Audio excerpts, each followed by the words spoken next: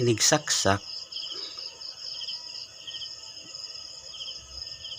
inig-on, muugong lang, di kasuyop, di katuyok diri, basta ugong lang siya.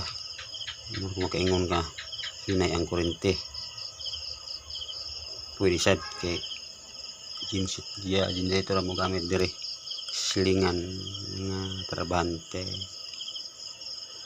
na usahay good, hinay ilakuan, ilapin na ng genset, di gani usahay kadaog sa ceiling fan. Pero atong unang ipaandar ko nag-testing diri, kusog ang genset, andar man siya na mga nagbi-video.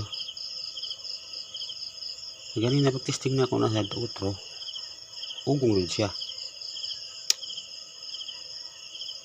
Ako duda kapasitor sing guba na o unsa ba hindi siya nan, hindi ko perfect ha, pero sing kini may isdanan kapasitor. Ya, try na ko na ilisan ni palitan. Ako na i-videohan. Okay raman na magkabali-bali. Yapon. Palitan ako. Anya. Ano na. Murag na ikot ta. So, ko ano lang. Sabudo. Ako lang ikandaan para malampihan.